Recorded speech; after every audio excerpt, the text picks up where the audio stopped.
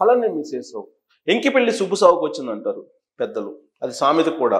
దాన్ని కనుక ఇప్పుడు రఘురామకృష్ణరాజు కేసులో నిందితుడిగా ఉన్నటువంటి కామేపల్లి తులసిబాబుకి కనుక వర్తింపజేస్తే సరిగ్గా సరిపోతుంది అనిపిస్తుంది. దానికి కారణం ఏంటంటే ఇప్పుడు తులసిబాబు రఘురామకృష్ణరాజు కేసులో ఉన్నారు, విచారణ ఎదుర్కొంటున్నారు. విచారణ చేసిన తర్వాత ఇప్పుడు పోలీసులు ఆయన్ని జడ్జి ముందు హాజరుపరిస్తే జడ్జి 14 రోజులు రిమాండ్ వేశారు. ఆ రిమాండ్ వేసిన తర్వాత ఆయన బెయిల్ కోసం ప్రస్తుతం ట్రై చేస్తూ ఉన్నారు.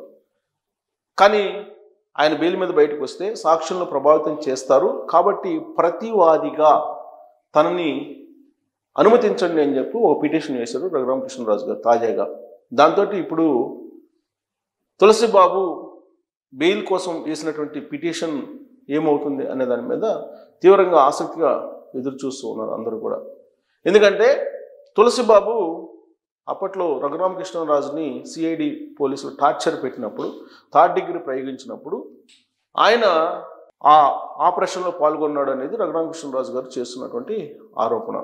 ఆ రోజు ఇన్వెస్టిగేషన్ ఆఫీసర్గా ఉన్నటువంటి విజయపాల్ కానీ లేదా సిఐడి సిబ్గా ఉన్నటువంటి సునీల్ కానీ వీళ్ళందరూ కూడా నిందితులుగా ఉన్నారు ఈ కేసులో. రఘురామకృష్ణరాజు గారు పట్టు వదలని విక్రమార్కుడిలాగా పోరాడుతూ ఉన్నారు. తనని ఎవరైతే టార్చర్ పెట్టారో, ఎవరైతే 3rd డిగ్రీ ప్రయోగించారో, ఎవరైతే తన చెస్ట్ మీద కూర్చొని హత్యాయత్నం చేశారో వాళ్ళని వదిలేది లేదు అని చెప్పేసి ఆయన పోరాడుతూ ఉన్నారు. సాహసోపేతమైనటువంటి పోరాటం చేస్తున్నారు. జగన్మోహన్ రెడ్డి గారు అధికారంలో ఉన్నప్పుడు, ఇప్పుడు మళ్ళీ అధికారంలోకి వచ్చిన తర్వాత కూడా రఘురామకృష్ణరాజు గారు పోరాడుతున్నటువంటి పరిస్థితి మనకు కనిపిస్తుంది. సహజంగా అధికారంలోకి వచ్చిన తర్వాత ఇలాంటి కేసులు చాలా ఈజీగా తేలిపోతాయి, చాలా ఈజీగా టేకప్ చేస్తారు పోలీసులు. కానీ రఘురామకృష్ణరాజు గారు తన మీద అత్యాచారం జరిగిందని కంప్లైంట్ చేస్తే దాన్ని ఎఫ్ఐఆర్ చేయడానికి దాదాపు 4 రోజులు టైం తీసుకున్నారు ఇప్పుడున్నటువంటి ప్రభుత్వంలో ఉన్న పోలీసులు. అయితే ఆయన పట్టు వదలని విక్రమార్కుడిలాగా పోలీసులు వెంటబడ్డారు. దాంతో ఎఫ్ఐఆర్ చేశారు, నిందితుల్ని విచారిస్తూ ఉన్నారు. ఈ విచారిస్తున్నటువంటి క్రమంలోనే విజయపాల్ నాకు తెలియదు, గుర్తులేదు, ఏమో అంటూ ఉన్నారు. ఆయన జైల్లో ఉన్నారు. ఇప్పుడు తులసిబాబు వచ్చారు. అసలు తులసిబాబు అని అతని చెస్ట్ మీద కూర్చొని ఆ రోజున తనమైన అత్యాచారం చేయబోయాడు అనేది రఘురామకృష్ణరాజు గారు చేస్తున్నటువంటి ఆరోపణ. అంతేకాదు ఆయనతో పాటు మరొక 3 ముసుగు వీధులు ఉన్నారు. వాళ్ళు ఎవరు అనేది తేలాలి అనేది కూడా ఆయన డిమాండ్ చేస్తున్నారు. ఈ ఇన్వెస్టిగేషన్ కనుక పర్ఫెక్ట్గా జరిగితే అసలు ఈ మొత్తం ఆపరేషన్కి కేంద్ర బృందు తాడేపల్లిలో ఉంది అనేది రఘురామకృష్ణరాజు గారి అనుమానం. అది ప్రూవ్ కావాలంటే కనుక ఖచ్చితంగా విజయపాల్ వాంగ్మూలం ఇవ్వాలి, లేదా అప్రూవ్గా మారాలి. ఇప్పుడు తులసిబాబు అప్రూవ్గా మారాలి. మరి తులసిబాబు అప్రూవ్గా మారేటువంటి అవకాశం ఉందా? ఒకవేళ తులసిబాబు కనుక అప్రూవ్గా మారితే అప్పుడు తాడేపల్లి తలుపు తట్టాల్సి వస్తుంది ఆంధ్రప్రదేశ్ సిఐడి లేదా ఆంధ్రప్రదేశ్ సిట్. ప్రత్యేకంగా ఈ కేసుకు సంబంధించి ఈ కేసును ఇన్వెస్టిగేషన్ చేస్తున్నటువంటి ప్రకాశం జిల్లా ఎస్పీ ఉన్నారు, ఆయన ఇన్వెస్టిగేషన్ చేస్తూ ఉన్నారు. సో ఇప్పుడు దామోదర్ ఆయన పేరు, ఆయన ఇన్వెస్టిగేషన్ చేస్తున్నారు. ఇప్పుడు ఎవరో విజయపాల్ అప్రూవ్గా మారినా, తులసిబాబు అప్రూవ్గా మారినా ఈ కేసుకి ఒక క్లారిటీ వస్తుంది. ఇప్పటికే Prabhavati 3rd degree ప్రయోగించినప్పటికీ 3rd degree లేదని చెప్పేసి సర్టిఫికేట్లు ఇచ్చినటువంటి డాక్టర్, గుంటూరు ప్రభుత్వ ఆసుపత్రిలో ఉన్నటువంటి సూపరింటెండెంట్ అప్పట్లో ఆవిడని కూడా విచారించి జైలుకి పంపించేటువంటి అవకాశం ఉంది. ఆ దిశగా ఇన్వెస్టిగేషన్ జరుగుతుంది. అయితే వీటంతటికీ కూడా కేంద్ర బిందువుగా ఇప్పుడు తులసిబాబు మారాడు. అసలు ఈ తులసిబాబు విచారణకి వెళ్ళినప్పుడు విజయవాడ నుంచి అంటే గుడివాడ నుంచి ఒంగోలుకి వెళ్ళారు విచారణ కోసం. పోలీసులు విచారణకు రమ్మంటే వెళ్ళారు గత వారం క్రితం. ఆయన వెళ్తూ దాదాపు 30 కార్లతోటి ఒక ర్యాలీగా వెళ్ళారు. చేసింది ఘనకార్యం అన్నట్టు 30 మందితోటి ర్యాలీగా వెళ్ళారు. ర్యాలీగా వెళ్ళి అక్కడ పోలీసుల ఎదుట బల ప్రదర్శన చేయడానికి ప్రయత్నం చేశారు.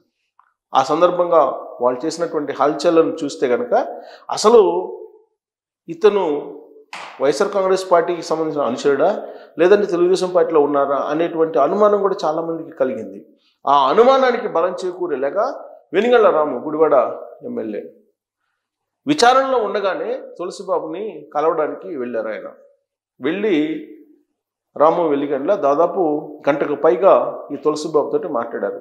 సరిగ్గా ఈ పాయింట్ దగ్గరే తెలుగుదేశం పార్టీలో ఉండేటువంటి క్యాడర్ నివ్వెరపోయింది. అసలు వెనిగండ్ల రాముకి తులసిబాబుకు ఉన్నటువంటి లింక్ ఏంటి, తులసిబాబుకి ఎందుకు అంత ప్రయారిటీ ఇస్తున్నారు? అప్పట్లో వైఎస్ఆర్ కాంగ్రెస్ పార్టీ ఎంపీగా ఉన్నటువంటి రఘురామకృష్ణరాజు గారి మీద హత్యాయత్నం జరిగితే అప్పట్లో లీగల్ అడ్వైజర్గా ఈ తులసిబాబు ఉన్నారు అనేది చెప్తూ ఉన్నారు. తులసిబాబుకి అలాగే వెనిగండ్ల రాముకి ఉన్న లింక్ ఏంటంటే వయా సునీల్, సిఐడి చీఫ్ అప్పట్లో. ఈ సునీల్, వెనిగండ్ల రాము సతీమణి వీళ్ళంతా కూడా బంధువులు. ఆ కారణం చెప్పి ఈ తులసిబాబు కామేపల్లి అనే అతను వీళ్ళ టీంలో ఒక మెంబర్గా మారారు. లీగల్ అడ్వైజర్ అని చెప్పి ఆయనకు ఒక బిరుదు ఇచ్చేస్తూ లీగల్ అడ్వైజర్ అనేటువంటి ఒక గుర్తింపునిస్తూ ఆ రోజున రఘురామకృష్ణరాజు గారిని రాత్రి మొత్తం కూడా 3rd డిగ్రీ ప్రయోగించినప్పుడు పోలీసులు పక్కనే ఉండి ఆయన చెస్ట్ మీద కూర్చొని రఘురామకృష్ణరాజు గారిని చంపేందుకు ప్రయత్నం చేశారు అనేది రఘురామకృష్ణరాజు గారు చెప్తున్నటువంటి మాట తులసిబాబు గారి గురించి. సో ఈ తులసిబాబు ఇప్పుడు ప్రస్తుతం జైల్లో ఉన్నారు. వాస్తవంగా విచారించారు. ఆ రోజున విచారించిన తర్వాత ఆయన నుంచి ఎలాంటి సమాచారాన్ని పూర్తి స్థాయిలో రాబట్టలేనటువంటి పరిస్థితిలో పోలీసులు ఉన్నారు. విజయపాల్ నుంచి కూడా పూర్తి సమాచారాన్ని ఆ రోజు జరిగినటువంటి దాన్ని రాబట్టలేకపోతున్నారు. ముసుగు వీరులు ముగ్గురు ఎవరు అనే దాని మీద కనుక వీళ్ళు నోరు విప్పితే ఆ కేసు ఒక కొలిక్కి వచ్చేటువంటి అవకాశం ఉంది. అసలు ముసుగు వీరులు ఎవరు అనేది నోరు విప్పట్లేదు. తులసిబాబు ఛాతి మీద కూర్చొని తొక్కాడని చెప్పి రఘురామకృష్ణరాజు గారు చెప్తున్నారు. అసలు ఈ తులసిబాబు వెనిగండ్ల రాము ప్రధానమైన రైట్ హ్యాండ్గా ఉన్నారు. ఆయన గుడివాడలో షాడో ఎమ్మెల్యేగా వ్యవహరిస్తున్నాడు తులసిబాబు అనేది కూడా ఆయన మీద ఉన్నటువంటి ఆరోపణలు. మరి ఇప్పుడు ఆయన జైల్లో ఉన్నారు. జైల్లో ఉంటే ఆయన్ని బెయిల్ మీద తీసుకురావడానికి ప్రయత్నాలు జరుగుతున్నటువంటి క్రమంలో ఆయన బెయిల్ మీద వచ్చే అవకాశం ఉందని చెప్పి తెలుసుకున్నటువంటి రఘురామకృష్ణరాజు గారు ప్రతివాదిగా తనను చేర్చాలని చెప్పి ఆ పిటిషన్లో ఇంప్లీట్ చేయాలని చెప్పేసి రఘురామకృష్ణరాజు గారు ఒక పిటిషన్ వేశారు. దాని మీద ఇప్పుడు హైకోర్టు పరిశీలిస్తూ ఉంది. ఒకవేళ రఘురామకృష్ణరాజు గారు ప్రతివాదిగా చేర్చి ఆయన కనుక తన వాదనలు కనుక వినిపిస్తే బెయిల్ వచ్చేటువంటి అవకాశాలు తక్కువ ఉంటాయి తులసిబాబుకి. కారణం ఏంటంటే తులసిబాబు ఒక షాడో ఎమ్మెల్యేగా వ్యవహరిస్తున్నారు. ప్లస్ ఆయన పొలిటికల్ ఇన్ఫ్లుయెన్సర్గా ఉన్నాడు. సాక్షుల్ని బెదిరించేటువంటి అవకాశం ఉంది అనేటువంటిది రఘురామకృష్ణరాజు గారు తెలియజేసినటువంటి అంశం. కోర్టుకి రిటర్న్గా ఆయన ఇంప్లీట్ చేసి ఆ పిటిషన్లో ఇంప్లీట్ చేయండి ప్రతివాదిగా అని చెప్పి ఆయన వేశారు. సో ఆయన ప్రతి అంశంలో కూడా రఘురామకృష్ణరాజు గారు ఆయన అబ్జర్వ్ చేస్తూ ఈ కేసుని ఎవరైతే కేంద్ర బిందువుగా ఉండి ఆ రోజున థర్డ్ డిగ్రీ ప్రయోగించడానికి కారణమయ్యారో అటువైపు తీసుకెళ్ళడానికి ఆయన ప్రయత్నం చేస్తూ ఉన్నారు. ప్రస్తుతం ఆయన డిప్యూటీ స్పీకర్గా ఉన్నారు. రాజ్యాంగ పదవిలో ఉన్నారు ఆయన. అయితే అప్పట్లో కూడా ఎంపీగా ఉన్నారు.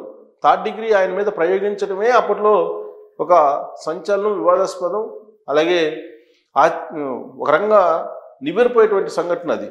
ఒక ఎంపీగా ఢిల్లీ నుంచి ఆయన హైదరాబాద్కి వస్తే హైదరాబాద్ నుంచి సిఐడి ఆఫీస్కి తీసుకెళ్ళి సిఐడి ఆఫీస్లో రాత్రి అంతా ఉంచి ఆయన మీద 3rd డిగ్రీ ప్రయోగించి ఆయన మీద 3rd డిగ్రీ ప్రయోగించలేదని చెప్పి సర్టిఫికేట్లు సృష్టించి ఇవన్నీ కూడా చేసినటువంటి సంగతి మనందరికీ కూడా తెలుసు. అంతకుముందే జగన్మోహన్ రెడ్డి గారి ప్రభుత్వం మీద ప్రజా వ్యతిరేక విధానాల మీద ఆయన పోరాడుతూ ఉన్నారు. అదే ఆయన జగన్మోహన్ రెడ్డి గారి కోపం.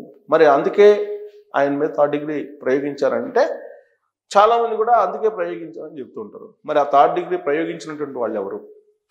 ప్రైవేట్ పర్సన్స్ 3rd డిగ్రీ ప్రయోగించారు. ముగ్గురు ముసుగు వీరులు, అలాగే తులసిబాబు.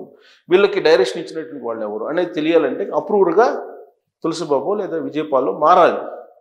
అప్పుడు సునీల్ అరెస్ట్ అయ్యేటువంటి అవకాశం ఉంది. సునీల్ నోరు విప్పితే కనుక తాడేపల్లి వ్యవహారం బయటపడేటువంటి అవకాశం ఉంది. ఆ దిశగా రఘురామకృష్ణరాజు గారు అలుపెరగినటువంటి పోరాటం చేసేటువంటి అవకాశం ఉందంటే ఇప్పటి వరకు ఆయన చేసినటువంటి పోరాటం చూస్తే డెఫినెట్గా ఆయన ఆ దిశగా రీచ్ అవుతారు అనేది మనకు అర్థమవుతుంది. మరి తులసిబాబు వెనిగండ్ల రాముకి అత్యంత క్లోజ్ కాబట్టి ఈ కేసులో మలుపు తిరిగే అవకాశం ఉందా అనే దాని మీద కామెంట్ రూపంలో మీ అభిప్రాయాన్ని తెలియజేయచ్చు. Thank you very much.